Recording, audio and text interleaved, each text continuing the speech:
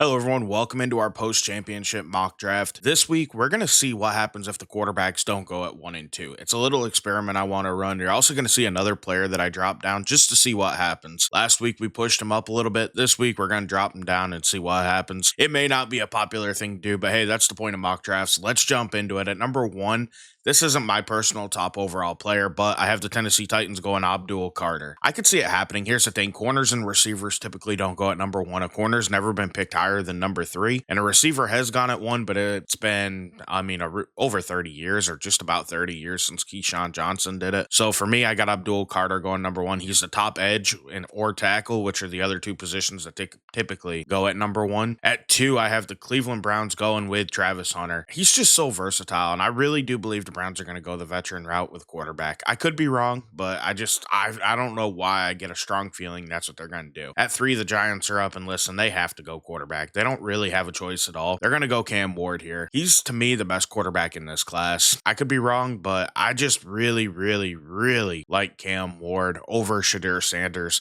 Sanders is far more accurate, which probably translates to the NFL a little bit better. But at the end of the day, I just like the upside award. I like the calming nature he has. He's not frantic. He does kind of make them Will Levis type plays, we'll say, where sometimes you just don't know what he's trying to do and he's doing too much. But I don't know. You might be able to coach that out of him, or at least that's the hope. That's why personally he wouldn't be in, a top five quarterback in the last year's class. But this year, he's the best you got. He's going to go at number three. At four, the New England Patriots are up, and they're going to go ahead and take Mason Graham, one of my favorite players in this class. Personally, I really like him, and I think that Mason Graham is probably going to end up being number two or three on my big board, if I had to guess. He's just solid all around. He's a good rusher, excellent against the run. I got a really high grade on him, and I don't have him listed as like a top five player in every class. He's more of like a top 10, but in this class, that's really, really good. So at five, it's the Jacksonville Jaguars. They're going to go ahead and take tackle Will Campbell. Here's the thing: he can play guard, which is probably where he'll end up, in my opinion. They expect him to have shorter arms, so he'll be able to help the interior of the Jags O line, and he's just a really rock solid player. At pick six, the Raiders are going to go Shadur Sanders at quarterback. I think this would be a good get for him, but honestly, I'm not sure if it's going to happen. If it's based off grades, it could happen, but sometimes quarterbacks just get pushed up. At pick seven, the New York Jets are up. They're going to go ahead and take Will Johnson. Now, he's a guy that I think might end up dropping. I'm personally getting into his film a little bit more. I already did my prelim grade, but getting into his film a little bit more, I'm just not as high on him. He always plays an off coverage, and I'm just not sure about his closing speed. He did have a good rundown in a game. I can't remember which one I watched, but he had a good rundown that made me go, maybe he has it in him, but he's just always in off coverage. And he doesn't look comfortable when he gets closer to the line of scrimmage, in my opinion, or at least as comfortable, I should say. He seems more like his own corner, but I don't know. Right now, he's still graded highly, so I'm going to put Will Johnson here. At pick eight, it's Tet McMillan. I really like McMillan. The problem with big receivers is they don't do what Malik Neighbors does, but he flashes in his own way. He's a really good player, and I think the Panthers would be delighted to get him at pick eight. At nine, we're going to go ahead and put Tyler Warren at tight end. I've done this before. I just think value, man. He's a good player, and I could see him. I almost did him to the Jets like Daniel Jeremiah did, because I was like, man, that's really smart. But I don't know. For now, we have him going at nine. I could see it happening. He's just that good of a player, honestly. At pick 10, it is Calvin Banks going to the Bears. Same thing here. He doesn't have to play tackle. He can play guard for him. He's still my second rated tackle in this class right now. He's somebody that might be able to stick at tackle, but he could be a better player inside at guard. That's just my personal opinion. We'll have to see as the process goes along if the league agrees with me. At 11, I got the Niners going with a guy that's very highly rated in Josh Simmons. He's coming off an injury, so I'm not sure he'll go this high, but he'd be a good get. The Niners need help across their O-line. At pick 12, the Cowboys. Now, this is where I always drop Aston Genty, pretty much. Unless he goes a little bit higher, this is where he goes almost every time. So this time, we're going to pass on Genty. We're going to say the Cowboys just want to get the highest non-running back on their board because they don't want to put a first-round pick in a running back, and we're going to go Luther Burden. I'm not sure that that's what they'll actually do. I personally really think Genty goes here, but I want to explore what happens if he dips a little bit. What if his height is more of a concern, or maybe his long speed, even though it doesn't look like an issue, but what if it is an issue? and it doesn't test as well. Let's see if he drops a little bit, where he might go, what could happen, how it shakes up the mock draft. You got to change it up when you do so many of these. So that's why I decided this time to let's see what happens if he dips a little bit. At pick 13, though, the Dolphins are up. They're going to pass on Genty as well, and they're going to go Malachi Starks. Now, I've seen Nick Eamon getting a lot of hype, and he does look like a good player. Right now, very early in the process, because I'm really digging into tape now. I do prelim grades and prelim watches. I still like Malachi Starks. I know he didn't have as good of a year, I guess, as what people expected or what he did last year, but he's a really, really good player, man. He moves around so much. He does everything for that defense. And sometimes I think that honestly hurt him a little bit. I think if he'd defined his role a little bit more, he would have shined better this year. I think they were just asking too much because Georgia wasn't what they normally are on defense. So at pick 14, it is going to be a guy that's been rising up boards, Jahdae Barron, the corner out of Texas. Now, I got to be honest with you. I probably would have went with Benjamin Morrison here, but that hip injury has him drop down. I have a first round grade on Benjamin Morrison right now, just looking at his film. But the thing is, when you factor in and I do his final grade, it's going to factor in that hip injury. I'm just trying to see if we can get some news on it and like how bad it might be before I really see how much it's going to hurt his grade. But he's not going to get a first round grade from me because of that hip injury. I think without it, there's a strong chance he gets a first round grade from me. I really liked him. I know they said he didn't play as well this year, but I don't know. He just looks so smooth out there. He's comfortable in coverage. You know, he did really good against Texas A&M from what I've seen. I liked what I seen on film. He got beat maybe once or twice the whole game. I think it was once the whole game. With the injury, we're going to go Jahdae Barron, who's moving up. Not as tall as you'd like, but he does seem to have pretty good length. He's going to be a lot like Brian Branch. And that right there is a skill set that could drop in the draft just because the NFL's stupid. I mean, Brian Branch never should have been a second round pick, or they could have learned from their mistake and moved him up. And that's why I have him going here at pick 14. At pick 15, it's going to be Mykel Williams. This is a guy, an edge rusher out of Georgia. He has a lot of potential. I'm just not as high on him. My grade for him is much lower than apparently what everybody else's is because they have him going inside the top 10. He has the potential. He has the tools. So I can see why you'd take a swing on him because his ceiling could be so much higher. But I can't put a bigger grade on him because to me, he's a boom bust prospect. He is somebody that could work out, realize his potential, become an all pro almost. Or he's a guy, in my opinion, that could completely be forgot about and washed out of the league in 4 years. Like, he has the tools, but I know he played hurt last year, but my film grade on him's not good. I got to be honest with you. At pick 16, it's Armin Membu, the tackle out of Missouri. He plays right tackle. Now, they do think he could play guard. He ended up where, the Senior Bowl is going on right now. Ended up missing that. I was hoping to see him. I'm not in Mobile, of course, but I'm watching it all and I'm watching all the reps. So I watch it on NFL Network, watch the practices, and it'll give you a good highlight of what guys did. And I was really hoping to see him out there. Unfortunately, he wasn't out there. Now at pick 17, the Cincinnati Bengals are up, and it's going to be Kenneth Grant, a guy I mocked there quite a bit. I have a good grade on Kenneth Grant. I like him. He's a good nose tackle. I understand maybe you don't take a nose tackle at 17, but I'll say this. It worked out for the Giants with Dexter Lawrence, and I could see that type of potential in Kenneth Grant. So I take a swing here.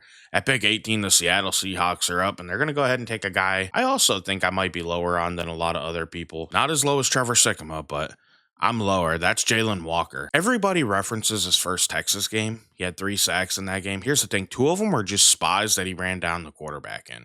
I mean, that's it. Which, don't get me wrong, that can happen in the NFL, but that doesn't show any skill at getting at the quarterback. Like, he didn't show off any move or anything like that. To me, he had a good game in that one, but it wasn't great. Like, I don't know. I just don't see the top 10 pick that some people want to put on him. And I personally just would not be comfortable taking him that high. At pick 19, the Tampa Bay Buccaneers are up, and they're going to go Mike Green. He might not even make it to this point. He's been really, really, really dominant at the Senior Bowl. Today, I just watched him knock Josh Conerly over onto his butt, and that rep was super impressive, man. And he's just overall looked really good. Now, he might hit the spin move a little too much, actually. Not as bad as another guy that looked pretty good most of the time, and that's Dominic Ezeraku, the edge out of Boston College. He hits the spin, it feels like, every time. But I feel like in practice, Mike Green has just showed the better bend, been so bursty and quick off the line. He's looked awesome, and I could see him possibly rising up past this. His length is a little bit of a question. His arms are quite short, but I think the way he plays, as long as he doesn't try to become a player he's not and become a bull rusher, and he just keeps working that finesse game, it'll work out for him. At pick 20, the Denver Broncos are up, and it's going to be Colston Loveland going here. He's much closer to Tyler Warren and much closer to a top 10 pick for me than I think a lot of other people give him credit for. Like Daniel Jeremiah actually had him at number 7, and that's not far off from where I have him in my top 50. I'm thinking about releasing a preliminary top 50 here, maybe next week. I don't know. I got to start getting some of this early stuff out because I want to put my stuff out there and let it be known what I'm doing and how I see these guys. So for me, Colston Loveland's somebody that's very highly rated, and at pick 20, it's just excellent value. At pick 21, the Steelers are up, and this is where Ashton Genty's fall ends. This right here is predicated upon something happening that the NFL team doesn't love. I don't think he goes this low. I want to say that. But in mock drafts, you have to look at scenarios. What can happen? What if he doesn't test as good as people think? What if this height's a little bit of a concern? What if, you have to look at that and go, he has everything on film, but there have been players like that everybody knew were going to be good that drop because of measurements or speed or something dumb that should not drop a guy because NFL teams sometimes get caught up on numbers as opposed to just looking at the film and looking at a guy. So to me, this is really the floor for him. I think if he got to the Steelers, Jalen Warren and Najee Harris are both free agents. People need to remember that. They always seem to forget it. They are free agents. They will not be there next year. So in that case, we need to make sure that the Steelers take care of themselves and they can replenish that. Now, Jalen Warren is a restricted free agent, so he may be back, but Genty could come in, fill in for Najee Harris, and maybe even be an upgrade, and I think that would work out great. Now, pick 22, it's the Chargers up. They're going to go ahead and take a receiver in Emeka Ibuka. Here's the thing. This isn't the best fit, and I got to be honest with you, I don't know that I would do this again, because I think that Lad McConkey being there playing in slot, I think Ibuka's best in the slot. So to me, maybe this isn't the best fit, but I just want best receiver available in my opinion right now. That's Emeka Ibuka. So we're going to go ahead and throw him here at number 22. 23, the Green Bay Packers are up, and who did I have them take? This is where Benjamin Morrison's going to come off. In this scenario, because I don't always put him in the first round, I'm going to say his hip tests out pretty good, and teams are more comfortable with it than what I think they're going to be. I think he's probably going to end up being a second, third round pick because of that hip injury, even though his tape to me is easily a first round talent, which tells me in this class, he should be like top 15 pick easily. There's questions now with that injury, so we'll see. I'm going to take a chance and put him at pick 23. At 24, it's going to be one of my favorite interior D lineman who's also had a good week here at the Senior Bowl that we're going to do a mock draft post Senior Bowl. I did this one prior to the Senior Bowl. This came out on Monday. I always release it as a short, usually first. I think in the future, I'm going to record and release both on hopefully Monday or Tuesday. We'll see. I got Walter Nolan going here. He is just awesome, man. He's my second rated interior D lineman. I've been all over this. For me, he's almost got a first round grade. Now, the only reason he doesn't is at times he can kind of disappear. They can get him. He doesn't have the longest arms, but he is just such a good penetrator. He doesn't always make the tackle or make the play, but man, he is disruptive. And sometimes if your interior pocket's just disrupted, that's enough to hurt a quarterback. And that's why I'm so high on Walter Nolan. At pick 25, it's going to be Shamar Stewart, another guy who's had a pretty good week down in Mobile. Like I said, next week, the mock draft will reflect some of that. He's been really good, man. And I like him. He's a bigger edge. He can move to the inside, which is why I put him here with the Texans. I think that he could play D-line. He doesn't have to fill, they got Danielle Hunter on the edge. They got people who can play edge, but he'll be able to move across that D-line and just be a great piece for them. I mean, I look at that Niners defense, and that's something they can do with, like an Eric Armstead. I could see him doing that role for D'Amico Ryans. So at pick 26, the Rams are up, and the Rams decided to go with Jahad Campbell in this situation. He's a really good linebacker. He's somebody that I have rated personally ahead of Jalen Walker. I don't do it in the mock draft because right now we're doing a kind of a blend of what I think versus what I think the league will think. I like Jahad Campbell, really good player. I think he could step in, be an immediate impact player for him. At pick 27, the Rams are up. This is another guy I'm lower on than consensus, and that's James Pierce Jr. Here's the thing, man. He's rail thin. I don't like his tape that much. I have a second round grade on him, and I have closer to a third round grade on him than a top of the second round. But the NFL is going to love his speed off the edge. I like the way Daniel Jeremiah in his top 50 worded it. Like, you could tell if you read that analysis on NFL.com or at Move the Sticks, you can find him as well. When he talks about him in there, you could see, does not think, he has him go at like 32 to the Chiefs. He's not comfortable with him either, which makes me feel better because when I do his evaluation, I just don't see it. Like I see the potential, but I see him as like a DPR. And to me, you can't take a DPR at pick 27. You need more value than that. And I don't think he brings enough in the run game, to be honest with you. And I just don't think he's built thick enough. He could fill into his frame. And if he does, I could see it working out. But I'm just not sure, man. I'm very low on James Pierce. In this situation, he goes to the Ravens. I picked 28. It's the Lions up. They're going to go Nick Scorton. This is a guy that's been dropping for a lot of people, but I have him rated really highly right now. I still have to do more tape work. I'm not done with my tape. I try to do a couple games and get like a preliminary grade, preliminary idea, and give myself like a range of top 50 guys that I like. And then from there, I dig into the film and I try to watch, more tape on these guys, rewatch the tape on these. Usually I try to do 3 games at once. I try to rewatch one of the games I already watched, and then I'll watch 2 more games and get myself to 4. So that way I can really see, first off, if my eyes are the same when I look at the grades after the rewatch of the one game, because I do like to kind of check myself. Every now and then you can get too hard on a prospect, be either having a bad day or, give them a too good of a grade because you're feeling good that day and you're like, I like what I see here. And then when you rewatch it, you're like, maybe not. Nick Scorton's a guy that I guess, maybe have to recalibrate because from what I seen, I really liked. Like he didn't always get to the quarterback, but he got pressure. He was in the backfield. He was disruptive. He showed what he had at Purdue. Now here's the thing: I really liked what I seen from him at Purdue, and maybe I'm still banking on that a little too much. But I think he'd be a great get for the Lions opposite of Aiden Hutchinson. He'd be just a great player for him. I picked 29, the recently eliminated Commanders. Go Josh Connerly. Listen, he's a great player, man. I really like Josh Connerly. He's young. He's still developing. He's got to fill out his frame more, but he has everything there. And I honestly think that he has the potential to move up the board, especially for NFL teams, just based on potential. 29 probably won't happen in the future, if I'm being fully honest with you. I just really think teams are going to like him. Now at pick 30, the Bills, who unfortunately were eliminated, putting the Chiefs in the Super Bowl again. That's disappointing. Is going to go ahead and take Matthew Golden. They need weapons. It's simple as that. He's the best receiver on the board.